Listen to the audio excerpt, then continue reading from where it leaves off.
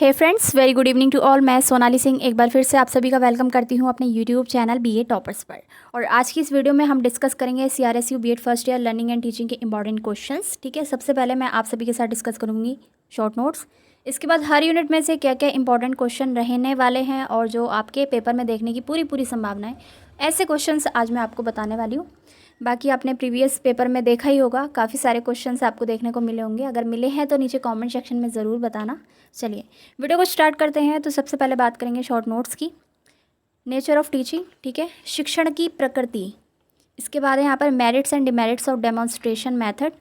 प्रस्तुतिकरण जो एक विधि होती है, ठीक है, इसके क्या लाभ और क्या हानि हैं ये आपको बताना है। इसके बाद है use of ICT in education, ठीक है, सूचना एवं प्रौद्योगिकी का शिक्षा में महत्व या फिर आप कहें उपयोग। यूज़ है तो उपयोग, ठीक है। इसके बाद यहाँ पर characteristics of a good test, एक अच्छे परीक्षण की क्या विशेषताएं हैं। मेरिट ऑफ टीम टीचिंग, ठीक है, समूह शिक्षण जो होता है उसके क्या लाभ हैं। मेरिट होता है लाभ।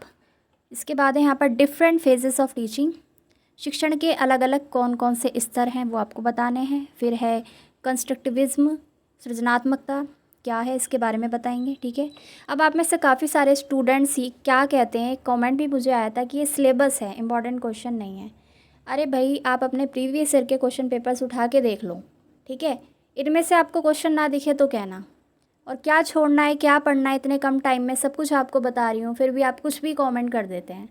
आप सिलेबस देखिए, और ये यहाँ पर इंपॉर्टेंट टॉपिक से आपके साथ डिस्कस कर रही हूँ। और भी बहुत कुछ दे रखा है आपकी लक्ष्मी पब्लिकेशन की बुक में, जो कि आपको नहीं पढ़ना है, वो आपको इस वीडियो को देखने के बाद ही समझ में आएगा, ठीक है। चलिए टाइम वेस्ट नहीं करते, आगे देख लेते हैं pre active phase of teaching. Pre active phase क्या होता है, पढ़ाने से जो पहले का जो होता है, ठीक है, आप इसे देख लेंगे बुक में। आगे मैं बता रही हूँ इंपॉर्टेंस ऑफ ब्रेन स्टॉर्मिंग, मस्तिष्क उद्वेलन का महत्व क्या है, इंपॉर्टेंस यानी महत्व। ई लर्निंग को आप पढ़ लेंगे। और ग्रेडिंग सिस्टम जो है वो हर एक सब्जेक्ट में आपसे पूछा जाता है और इतना मुश्किल भी नहीं होता। ग्रेडिंग क्या है, ABCD इस तरीके से बच्चों को आजकल दिया जाने लगा है, पहले मार्क्स दिए जाते थे। तो उसके लाभ हानि महत्व मीनिंग हर चीज़ आपको पता होनी चाहिए, राइट। चलिए आगे मैं बताऊँ, ये है मीनिंग ऑफ सिमुलेशन, इसको आप पढ़ जाएंगे। फिर है difference between teaching and training, ठीक है, दोनों अलग अलग प्रोसेस है। कभी कभी ये साथ साथ भी चलती है। टीचिंग में क्या होता है, ट्रेनिंग भी दी जाती है, और टीचिंग एक अलग तरीके से भी होता है इन सर्विस में आने के बाद, ठीक है। तो दोनों में अंतर आपको बताना है। अब मैं आपको बताती हूँ आपको क्या पढ़ना है क्या छोड़ना है। देखिए शॉर्ट नोट्स आपको बहुत सारे दिख रहे हैं, आप में कैपेबिलिटी है, मैं हमेशा कहती हूँ, तो आप जल्दी से इनको देख जाइए फटाफट से। अदरवाइज़ जो आपको पढ़ना है इसका मैं बताती हूँ आपको 80% हिस्सा आप कर जाइए, क्योंकि यहाँ से क्वेश्चन बने हैं। पुराने पेपर देख लेना आप, इम्पॉर्टेंट टॉपिक ही आपके लिए लेकर आती हूँ, ठीक है। इसका 80% आप कर जाएंगे, ठीक है। 20% छोड़ देंगे। छोड़ना कैसे है, कहीं कहीं से बीच बीच में से छोड़ेंगे। ऐसा नहीं है ऊपर के सारे छोड़ दिए आपने, बीच के सारे छोड़ दिए, या फिर लास्ट के कुछ पॉइंट्स यहाँ से छोड़ दिए, नहीं, ठीक है। थोड़ा स्मार्टली आपको वर्क करना है, टाइम आपके पास कम है और सिलेबस ऑलमोस्ट आपको कवर करना है, इंपॉर्टेंट क्वेश्चंस करने हैं, तो इस तरीके से आप पढ़ें। चलिए मैं डिस्कस करूँगी यूनिट 1 में से आपको क्या पढ़ना है। Meaning of phases of teaching describe in detail, ये मोस्ट इंपॉर्टेंट क्वेश्चन है, कई सालों में पूछा गया है, ये हर पेपर में हर साल पूछा जाता है, ठीक है। आप देख लेंगे प्रीवियस पेपर भी आपने देखे होंगे, ठीक है। तो मीनिंग आपको पता होना चाहिए फेजेस ऑफ टीचिंग का, इसको डिस्क्राइब करना है, डिटेल में एक्सप्लेन करना है, ठीक है। कोई मुश्किल दिक्कत परेशानी नहीं होगी, ठीक है, क्योंकि हिंदी में भी आपको मैं बताती जा रही हूँ शिक्षण के स्तर। इसके बाद अगला जो क्वेश्चन है यहाँ पर वो है what are different level of teaching, शिक्षण के अलग अलग, देखिए फेज़ और लेवल्स अलग अलग हैं, वो आप बुक में देख लेंगे। How does teaching operate at this level, ठीक है, ये क्वेश्चन मोस्ट इंपॉर्टेंट है, ये वाला भी। 3 क्वेश्चन आपको करने ही करने हैं। देखिए मैंने डॉट भी लगा रखा है 1 2 3 पर। तो meaning of teaching, differentiate among teaching, training, instruction and indoctrination पूछा जाता है, ज़रूर आपको देखने मिलेगा। 3 क्वेश्चन तो आप रट के जाइएगा, रटना नहीं कहूँगी मैं, ठीक है, समझ के जाइएगा। आप टीचर बनने वाले हैं तो आपको टॉपिक को समझना है जितना जल्दी हो सके, और काफ़ी सारे टॉपिक तो मेरे चैनल पे अवेलेबल है, आपको पता होगा। तो यूनिट 1 में से आप इतना कर जाइए, 3 क्वेश्चन है बस, बहुत ज़्यादा नहीं, ठीक है, बाकी आप छोड़ सकते हैं। चलिए अब मैं बात करूँगी यूनिट नंबर 2 की। अगर आपने वीडियो को यहाँ तक देख लिया है, हमारा कंटेंट आपको इम्पॉर्टेंट लगता है, तो वीडियो को लाइक शेयर प्लीज़ कर दिया करिए और चैनल से जुड़ जाइए। बस आपको एक सब्सक्राइब देना है हमें और एक नोटिफिकेशन को ऑन करना है, इससे ज़्यादा आपको कुछ नहीं करना है। और चैनल्स पे आप जाएंगे, वहाँ पर आपसे कुछ ना कुछ चार्ज लिया जाता है, फिर बदले में आपको इंपॉर्टेंट क्वेश्चन दिए जाते हैं, उसकी भी कोई वैलिडिटी नहीं होती। यहाँ मैं आपको श्योरिटी दे रही हूँ, यहाँ से आपको क्वेश्चन बनेगा ही बनेगा जी। तो यूनिट नंबर 2 में से आपको करना है what do you mean by a concept. संप्रत्यय का क्या अर्थ है।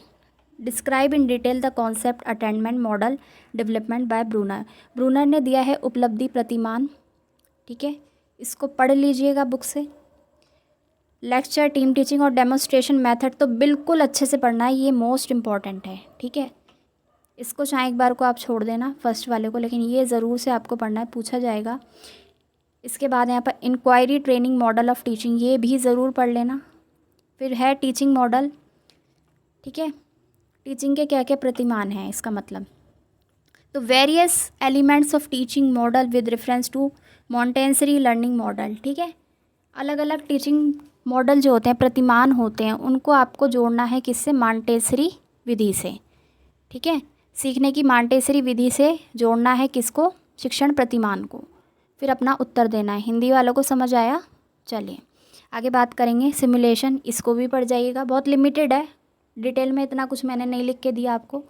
बहुत ज़रूरी है कि आप ये सारा कर जाएं, और फिर भी आपको अगर छोड़ना बन रहा है यूनिट 2 में से, तो आप पहला वाला छोड़ सकते हैं, अदरवाइज़ आप सारा पढ़ जाइए, बहुत ज़्यादा नहीं है, ठीक है। तो सिमुलेशन क्या है, इसकी क्या मेरिट है, डिमेरिट है, लाभ और हानि किसमें, पढ़ाने में, शिक्षण में, ओके। चलिए ग्लेसर्स बेसिक टीचिंग मॉडल आपको पढ़ के जाना है, इस पे वीडियो देख लेना, आप मेरे चैनल पे है, लिंक दे दूँगी डिस्क्रिप्शन में। अब मैं बात करूँगी यूनिट नंबर 3 की। Question number 1 concept of e learning, most important है, पढ़ के जाइएगा। अब आप सोचेंगे मैं हर चीज़ इंपॉर्टेंट बता रही हूँ इसमें से, तो ये क्वेश्चन मैं लेकर ही आई हूँ जो कि इंपॉर्टेंट है, वही मैंने यहाँ पे लिखे हैं, ठीक है।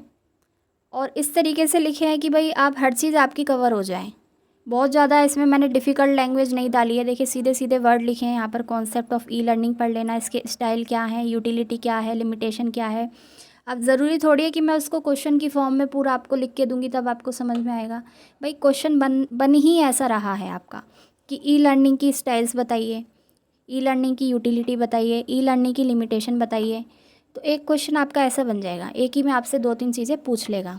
आ रहा है समझ। चलिए अगला देखेंगे, इंटरैक्शन एनालिसिस, इसको पढ़ लीजिएगा, फ्लैंडर्स की थ्योरी है, ठीक है, पढ़ के जाइएगा। और इसके एग्जाम्पल के साथ आप पढ़ेंगे, क्योंकि वहाँ पर आपको एग्जाम्पल देना पड़ेगा जब आप इसकी थ्योरी को लिखेंगे।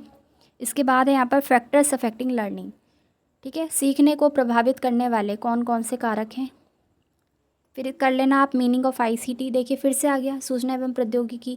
काफ़ी सारे क्वेश्चन तो ऐसे हैं जो कि शॉर्ट नोट में भी आपको देखने को मिलते हैं और यहाँ लॉन्ग क्वेश्चन की फॉर्म में भी देखने को मिल जाते हैं। तो आईसीटी की क्या उपयोग है, क्या इसकी सीमाएँ हैं, पढ़ जाइएगा, ठीक है। चलिए यूनिट 4 की बात करेंगे। प्रीवियस ईयर के क्वेश्चन पेपर्स देख लेना इस सब्जेक्ट के और बाकी सब्जेक्ट के भी। कोई और आपकी क्वायरी हो तो नीचे कमेंट कर देना।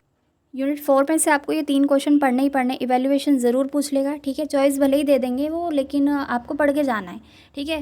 हो सकता है आप एक क्वेश्चन में कन्फ्यूज़ हो रहे हो तो दूसरा कर लेंगे। इवैल्यूएशन वाला करके जाइएगा, इसके डिफरेंट टाइप्स क्या हैं, एम्स और ऑब्जेक्टिव क्या है, नीड क्या है, कॉन्सेप्ट क्या है, ठीक है। हिंदी में बता देती हूँ, मूल्यांकन के प्रकार, उद्देश्य, लक्ष्य, आवश्यकता और संप्रत्यय, ये पढ़ के जाएंगे। एक क्वेश्चन आपका बनता है CC, continence and comprehension evaluation, इसका भी आपसे टाइप पूछा जा सकता है, ठीक है। एम पूछ सकते हैं, ऑब्जेक्टिव पूछ सकते हैं, नीड पूछ सकते हैं। तो इस वे में इसको प्रिपेयर करना सीसी को, ठीक है। चॉइस अच्छी खासी देखने मिलेगी। ग्रेडिंग सिस्टम आपने पढ़ाई है, इसके लाभ हानि हर चीज़ आप कर जाएंगे। भाई अगर आप किसी टॉपिक का मीनिंग अगर समझ लेते हैं ना, तो उसके लाभ हानि, उसकी आवश्यकता, ये तो बना के लिख सकते हैं, मेरा मानना ये है ना। क्योंकि आप बीएड के एग्ज़ाम दे रहे हैं तो इतने छोटे बच्चे नहीं हैं कि आपका जो शब्द ज्ञान है वो इतना लिमिटेड हो। आपको बस जो आपके पास टर्म है, वर्ड है, उसका मीनिंग पता होना चाहिए। आप क्वेश्चन का आंसर बना के अपने आप लिख सकते हो। इसके बाद है यहाँ पर different types of devices used in evaluation, मूल्यांकन में कौन कौन से डिवाइसेस का यूज़ किया जाता है, अलग अलग प्रकार आपको बताने, ठीक है। चलिए इस वीडियो में इतना ही, और कोई और आपकी क्वेरी हो तो नीचे कमेंट कर देना, मैं लेकर आऊँगी अगले सब्जेक्ट्स के इम्पॉर्टेंट क्वेश्चंस, ठीक है। कैसे तैयारी करनी है सब आपको बता दिया। आंसर आपका जो है पॉइंट में आपको लिखना है, ठीक है।